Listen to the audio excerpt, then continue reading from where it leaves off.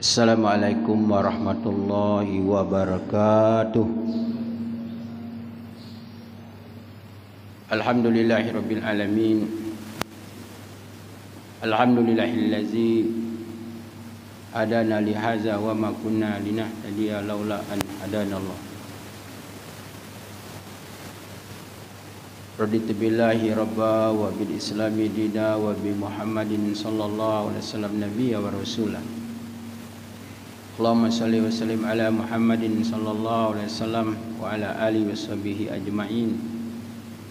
Rabbi zidna ilma warzuqna fahma. Rabbi shrah li sadri wa yassir li amri wahlul 'uqdatam min lisani yafqahu qawli. Wala haula wala quwwata illa billahil aliyyil azim. Amma ba'du. Bapak-bapak dan ibu-ibu jamaah salat maghrib yang mudah-mudahan semuanya selalu dirahmati Allah Subhanahu wa taala. Amin ya rabbal alamin.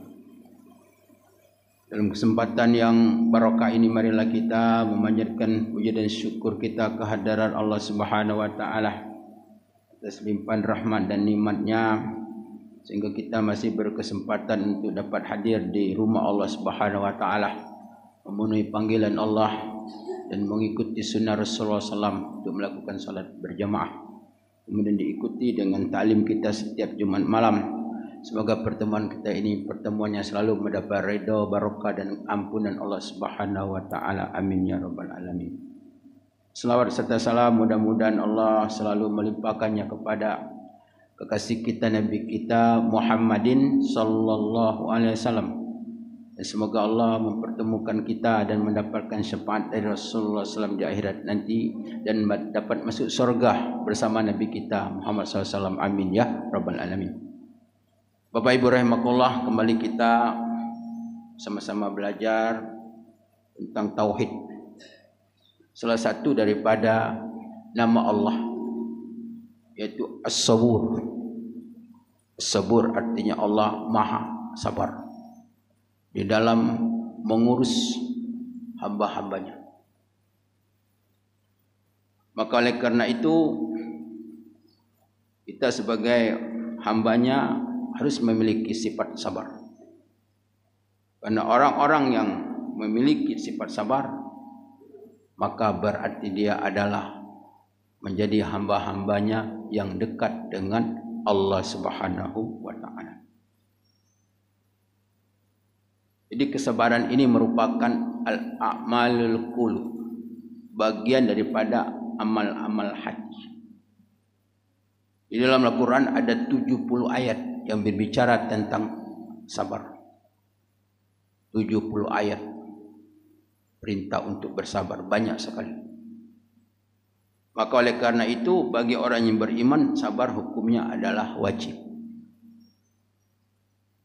Sehingga dengan kita mempelajari tentang bagaimana menjadi orang-orang yang sabar, dan insya Allah kita dimasukkan Allah ke dalam golongan hamba-hambanya yang sabar. Amin ya rabbal alamin. Bapak Ibu rahimakumullah, begitu juga di dalam hadis Rasulullah SAW bahwa menerangkan yang banyak kita dengar dari para ulama-ulama kita, bahwa sabar itu adalah setengah iman. Sabar setengah iman. Setengah iman lagi adalah syukur. Jadi ketika seseorang itu memiliki kesabaran dan kesyukuran, berarti dia adalah telah sempurnalah imannya seseorang. Bapak Ibu rahimakumullah, secara terperinci sabar itu terbagi menjadi 4 bagian. Ini menurut sebagian pendapat ulama. Yang pertama adalah sabar ketika akan melakukan ketaatan, ingin beramal. Yang kedua adalah sabar di dalam melakukan amalan, di dalam melakukan ketaatan. Yang ketiga adalah sabar sesudah melakukan amal. Kemudian yang keempat adalah sabar untuk tidak melaporkan apa yang ditakdirkan Allah Subhanahu wa taala. Yang pertama adalah sabar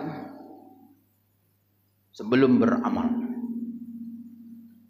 Jadi sebelum beramal butuh kesabaran. Bagaimana kita untuk menempatkan niat kita? Apa sebenarnya tujuan kita melakukan amal yang akan kita lakukan? Apalagi amal-amal itu menyangkut tentang di hadapan halayak ramai. Karena di situ tidak akan sepi daripada bisikan-bisikan syaitan untuk bersifat ujub, untuk bersifat riya, untuk diperlihatkan orang. Jadi ini membutuhkan satu kesabaran untuk meluruskan niat agar ibadah itu adalah diterima oleh Allah Subhanahu wa taala. Jadi ini sabar yang pertama. Sehingga dituntut kita untuk mampu bersabar dengan tidak mengharap amal-amal itu selain daripada Allah Subhanahu wa taala.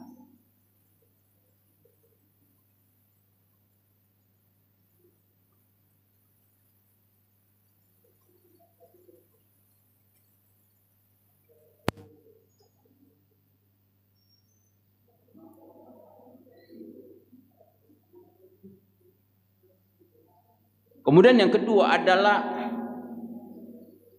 sabar ketika melakukan perbuatan. Jadi ketika melakukan perbuatan ini ada 3.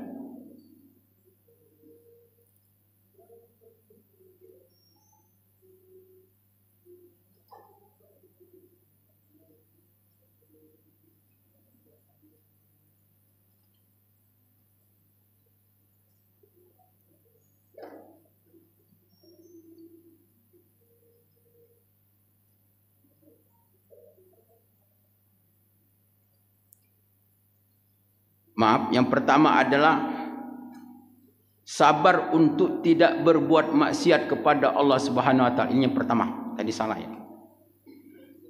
Yang pertama adalah sabar untuk tidak berbuat maksiat kepada Allah Subhanahu wa taala. Ini yang pertama. Kemudian yang kedua adalah sabar di dalam melakukan amal. Kemudian yang ketiga adalah sabar setelah beramal. Kemudian yang keempat adalah sabar untuk tidak mengadu kepada selain Allah Subhanahu wa taala. Yang pertama adalah sabar di dalam menjalankan, sabar sebelum berbuat. Jadi sabar sebelum berbuat.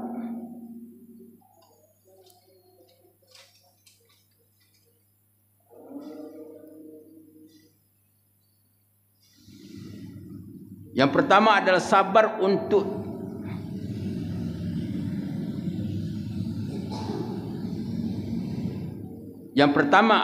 sabar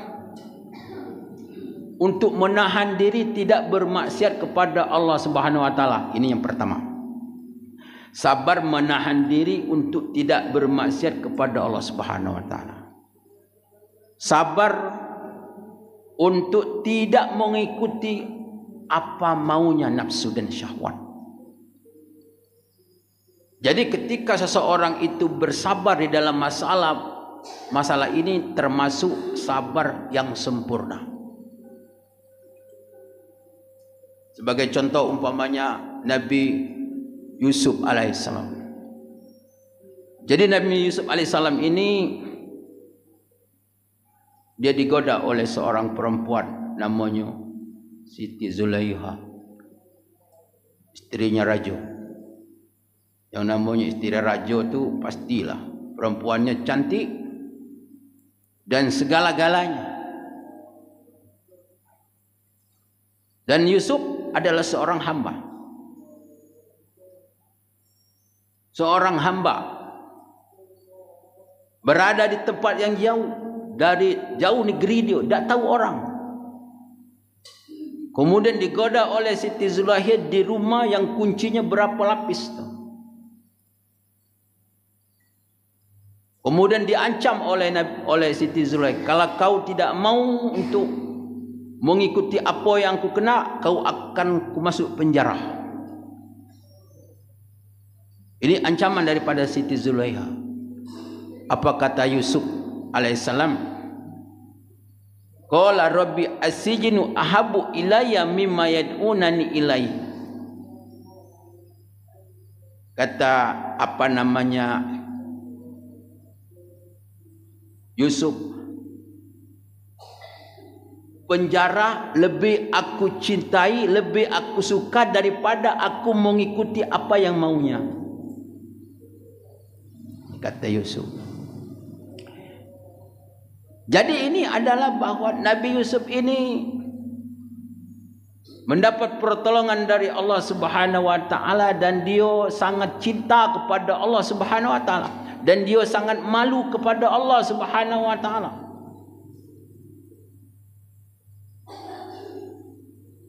Maka sabar yang seperti ini adalah merupakan sabar yang sempurna menurut pendapat ulama. Apa sebab? Kerana Nabi Yusuf AS sudah pernah mendapatkan penderitaan sebelumnya. Mau dibunuh saudaranya, dia masuk ke dalam sumur. Dia masuk ke dalam sumur itu sampai, tahu Kaliambang tak? Sampai Kaliambang, sampai Lamu dalam sumur. Kemudian didapatkan oleh orang-orang musafir sedang ngambil nari apa namanya? Ember. Tahu-tahu ada anak berpegang, diambil. Kemudian diambil, dijual ke Mesir dengan harga 5 dirham. Menjadi anak budak, anak jualan. Tapi Nabi Yusuf tetap bersabar. Walaupun dia masih budak, dia tidak ada salah dia. Apa salahnya? Tapi dia bersabar. Ini kesabaran Nabi Yusuf alaihissalam.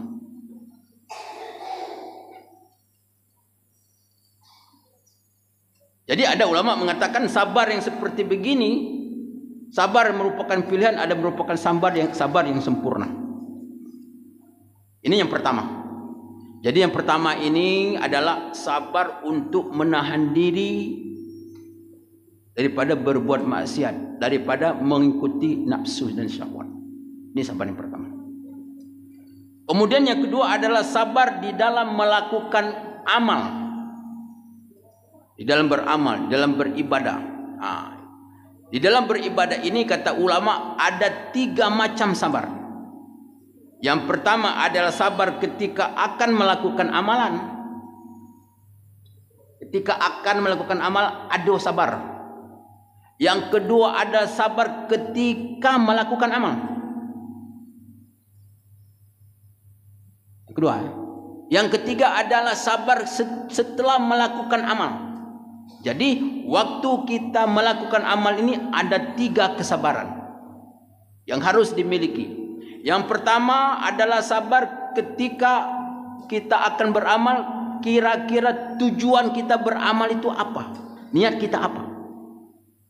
Sehingga kita dituntut untuk bersabar melakukan amal itu dengan niat ikhlas semata-mata pada Allah Subhanahu wa taala. Jadi menjaga ketulusan hati di dalam beribadah kepada Allah Subhanahu wa taala. Ini merupakan kata ulama butuh kesabaran. Karena tidak akan terhindar dari bisikan-bisikan iblis untuk riya, untuk sum'ah dan lain sebagainya. Ini yang pertama. Kemudian kesabaran di dalam melakukan ibadat. Umpamanya sholat. Jadi dalam solat itu kita butuh kesabaran. Bagaimana kita harus menghadirkan hati kita, menghadirkan pikiran kita. Apa yang kita ucap itu ada di hati kita. Misalnya kita mengatakan Bismillahirrahmanirrahim, Alhamdulillahirabbil alamin. Ini mulut kita membaca surat Al-Fatihah. Kira-kira hati kita hadir dak itu? Jadi untuk menghadirkan hati kita itu butuh kesabaran. Untuk memfokuskan bahwa kita sedang melakukan itu amal. Jadi kata ulama ini butuh kesabaran. Bagaimana kita ini dibutuhkan kesabaran di dalam kita sedang menghadap Allah, sedang bermunajat kepada Allah. Ini butuh kesabaran. Begitu juga ketika kita sudah sholat. Kita sudah salam itu kan kita masih salat itu. Dikatakan masih dalam salat. Assalamualaikum warahmatullahi wabarakatuh. Kita disuruh apa? Kita disuruh berzikir. Karena banyak orang sudah assalamualaikum warahmatullahi wabarakatuh, dia pergi dia. Berarti dia adalah hilang kesabaran di dalam dia menjalankan taat kepada Allah.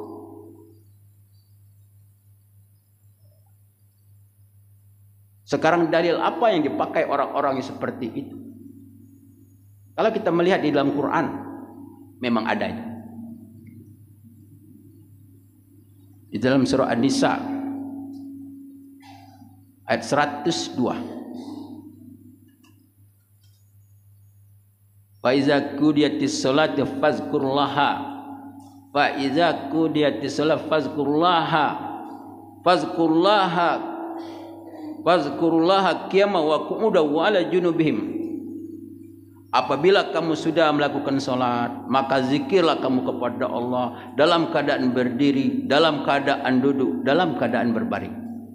Tapi itu ayat ada sambungan dengan ayat sebelumnya. Apa? Yaitu salat khauf, salat waktu perang. Waktu perang. Jadi waktu perang itu dijelaskan di dalam tafsir Imam Ibnu Katsir adalah berzikir kepada Allah dalam keadaan bagaimanapun. Silakan, yang penting bisa berzikir sudah sholat. Tapi kalau orang berada di masjid sedang duduk bersama dengan orang-orang yang sholat, duduk di atas sejadah dalam keadaan berduduk, begitu sudah assalamualaikum pergi seolah-olah kepanasan, seolah-olah tidak betah, berarti dia tidak mempunyai kesabaran untuk berzikir kepada Allah Subhanahu wa taala.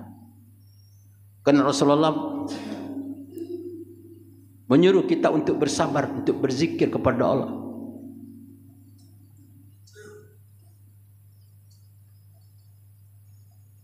Karena orang beriman itu adalah selalu memohon kepada Allah agar ibadahnya diterima. Di dalam surat Al-Baqarah ayat 128, wa izarfa'u Ibrahimul qawa'ida minal baiti wa Ismail rabbana taqabbal minna innaka antas samiul alim. Ingatlah ketika Nabi Ibrahim alaihissalam dan Ismail mengangkat yarfa'u Ibrahimul qawa'ida minal baiti wa Ismail, yaitu mengangkat bangunan Ka'bah. Setelah diangkat itu kemudian diletakkan Ka'bah, kemudian dia berdoa kepada Rabbana taqabbal minna, ya Allah terimalah amal kami ini. Jadi ayat ini kata ulama menunjukkan dalil bahwa setiap sudah melakukan ibadat harus berdoa kepada Allah agar ibadah itu diterima Allah Subhanahu wa taala.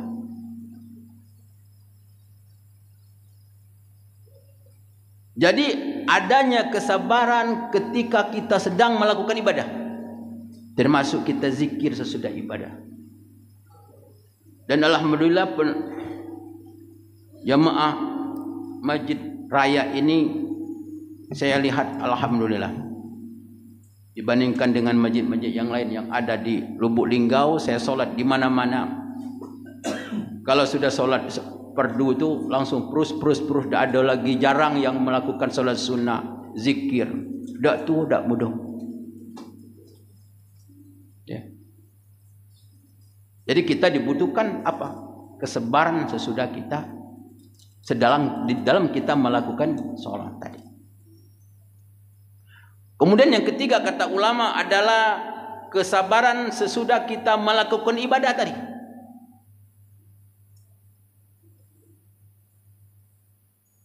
Untuk tidak menyebut-nyebut, umpamanya saya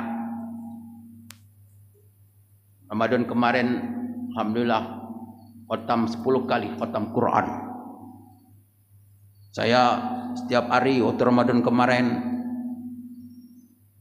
sedekah umpama. Jadi disebut-sebut. Jadi harus butuh kesabaran untuk tidak menyebut amal-amal agar dia terjaga tentang keikhlasannya. Jadi ini kata ulama membutuhkan kesabaran. Untuk tidak menyebut amal-amal kita itu. Saya alhamdulillah selama ini setiap malam saya solat tahajud terus, tidak pernah absen. Jadi kita bersabar untuk tidak menyebut amal-amal itu. Karena amal itu kalau disebut berarti amalnya belum diangkat kepada Allah Subhanahu wa taala. Kita menjaga keikhlasan tadi. Jadi kesabaran ini adalah ketika kita melakukan amal, pertama adalah ketika akan melakukan amal, kedua sedang melakukan amal, yang ketiga adalah ketika kita sudah beramal. Bapak Ibu rahimakumullah.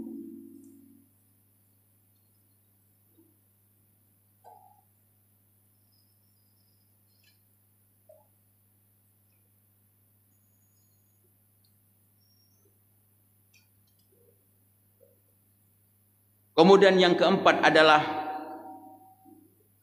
sabar untuk tidak mengadu kepada makhluk atas bala dan musibah. Sabar tidak mengadu kepada makhluk atas bala, musibah, kesulitan, kesempitan. Yang mana pada waktu itu dia sedang dipana oleh takdir Allah Subhanahu wa taala.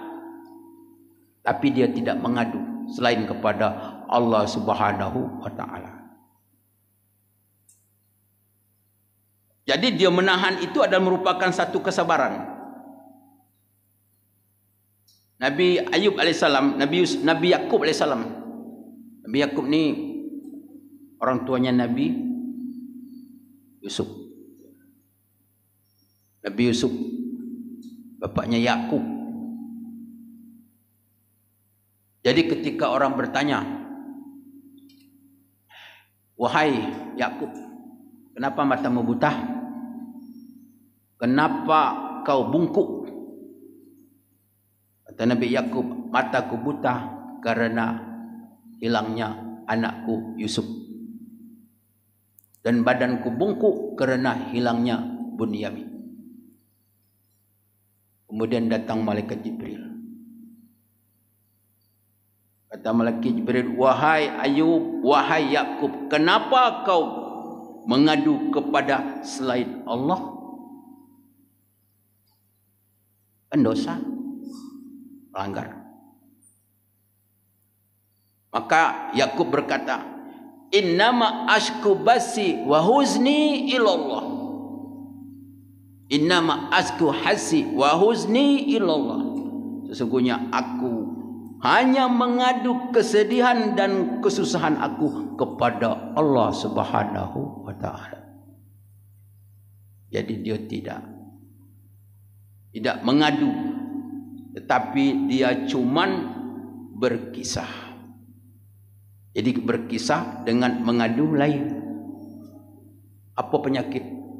Sakitku anu. Karena anu. Jadi tidak apa-apa. Lain mengadu. Kalau mengadu itu kata ulama, apa istilah kita ni, curhat. Sudah diadu tu ada rasa plong. Nah, itu namanya mengadu. Jadi mengadu selain kepada Allah itu tidak boleh. Imam Ahmad rahimahullah, ketika dia sakit, dia pergi ke doktor. Sampai ke doktor, doktor tanya ada apa penyakit? Saya sakit anu. Kemudian orang datang, wahai Imam Ahmad, kenapa engkau mengadu selain kepada Allah Subhanahu wa taala? Protes orang, ulama besar. Kata Imam Ahmad, aku bukan mengadu kepada doktor. Aku cuma mengisahkan tentang kekuasaan Allah yang terjadi pada diriku. Aku kan ngomong sama doktor, aku sakit ini. Aku tidak ngadu sama doktor. Cuman aku mengisahkan bahwa aku sakit begini. Nah itu.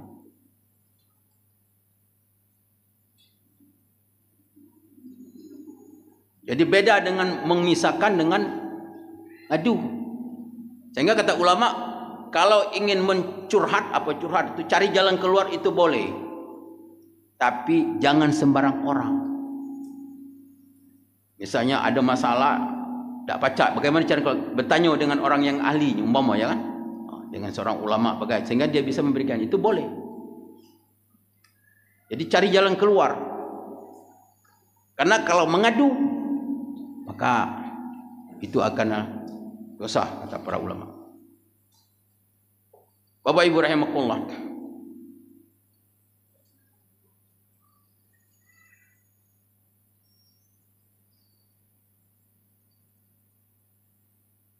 Berkenaan dengan musibah-musibah. Jadi biasanya bahwa musibah-musibah inilah orang-orang yang akan muncul sifat-sifat ketidaksabaran. Padahal kata ulama bahwa musibah itu ada yang dibawa hikmah di dalam musibah itu. Di antaranya adalah munculnya suatu kesabaran. Kemudian adalah menghadirkan rasa tadarruk, yaitu rasa dirinya rendah kepada Allah Subhanahu wa taala.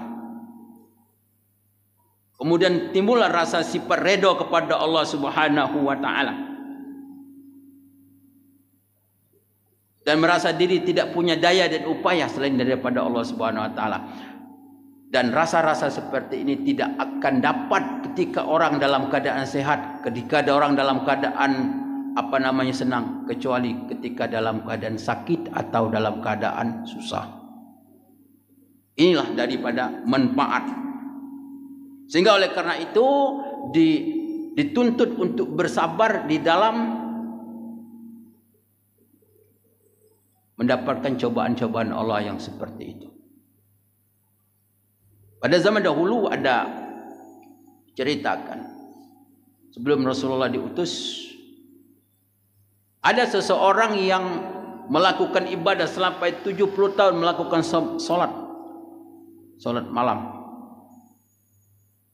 Kemudian pada suatu malam dia tidak melakukan sembahyang karena dia sakit ya. Dia tidak salat tahajud, dia sakit. Kemudian pada waktu itu Allah Subhanahu wa taala memberikan wahyu kepada nabi yang diutus waktu itu untuk menyampaikan bahwa orang yang ahli ibadat tadi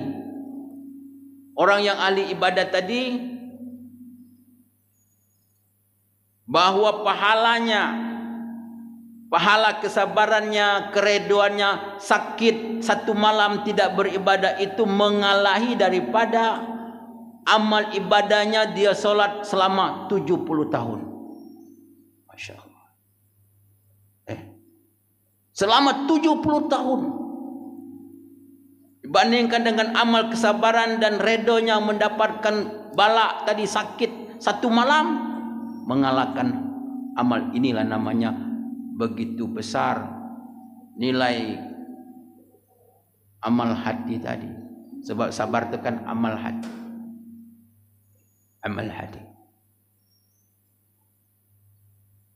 Di dalam satu riwayat juga dikisahkan bahwa pada suatu ketika Rasulullah SAW diperlihatkan tentang amal Rasulullah SAW.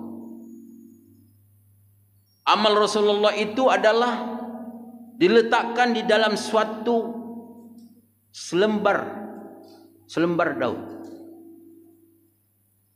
Kemudian amal umatnya diletakkan dengan selembar daun. Mana yang berat? Lebih berat daripada amalku, kata Rasulullah SAW. Jadi amal umat Nabi Muhammad dibandingkan dengan amalnya Rasulullah, beratnya amal Rasulullah SAW. Kemudian amal umat Nabi Muhammad SAW itu dibandingkan, diletakkan satu daun, satu tempat, kemudian amal Abu Bakar Siddiq dengan tempat yang lain ditimbang, masih berat amalnya Abu Bakar Siddiq. Amal seluruh umat Nabi Muhammad SAW tidak mampu untuk mengalahkan amalnya Abu Bakar Siddiq. Kemudian dikatakan bahwa kenapa Abu Bakar Siddiq itu amalnya berat? Untuk beratnya amal Abu Bakar Siddiq itu bukan karena banyak solatnya, bukan karena banyak sedekahnya, banyak puasa. Tetapi beratnya itu ada sesuatu yang lain, yaitu tentang al-amalul qulub, amal hati, kesabarannya Abu Bakar Siddiq. Dia adalah satu-satunya manusia yang menemani Rasulullah SAW di Gua Hira dan lain sebagainya. Dan Abu Bakar Siddiq itu nasibnya juga sama dengan Nabi Yusuf AS. Pernah digoda perempuan. Pernah. Jadi Abu Bakar Siddiq itu masuk rumah oleh perempuan, terak dikunci. Kata perempuan tu, kalau kau dah ikuti apa yang ku kena, kau akan malu. Abu Bakar Siddiq cari akal. Kemudian dia bilang, boleh katanya. Jadi orangnya ganteng, Abu Bakar Siddiq orang tinggi, ganteng, bagus. Katanya, aku minta tolong, aku nak ke kamar mandi. Dia pergi ke kamar mandi. Di kamar mandi itu ada kotoran, ada tai. Dia ambilnya tai itu diusap ke mukanya semua badan. Begitu dia keluar dari kamar mandi, perempuan tu jengok, cium bau tu, langsung bukanya pintu, turun keluar. Selamat Abu Bakar Siddiq. Coba bayangkan. Kemudian dia langsung mandi. Di rumah mandi, Allah Subhanahu wa taala, sejak itu badan Abu Bakar Siddiq itu harum Pak Haji. Harum, tak hilang-hilang. Masya Allah. Ini keutamaan sahabat Rasulullah sallallahu alaihi wasallam. Jadi kesabaran, sabar di dalam apa tadi? Untuk tidak bermaksiat kepada Allah Subhanahu wa taala.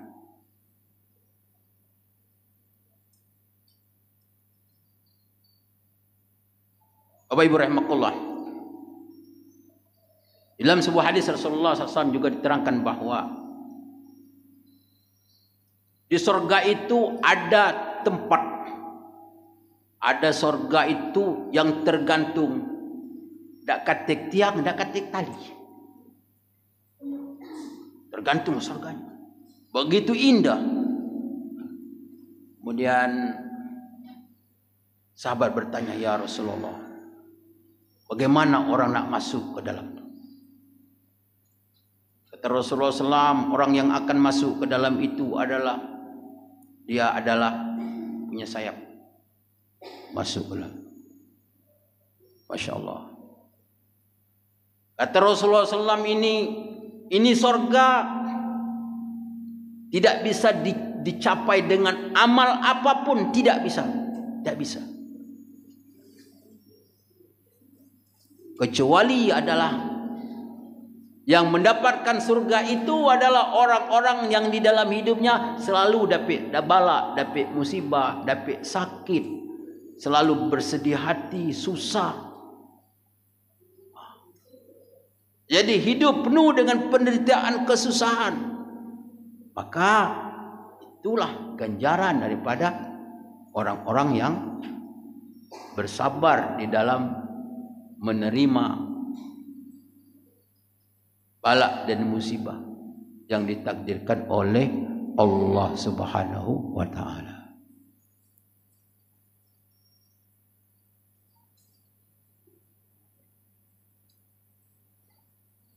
Bapak Ibu rahimakumullah, Nabi Ayub alaihissalam, Nabi Ayub, kira-kira apalah kurang Nabi Ayub tentang ketaatannya kepada Allah. Hati.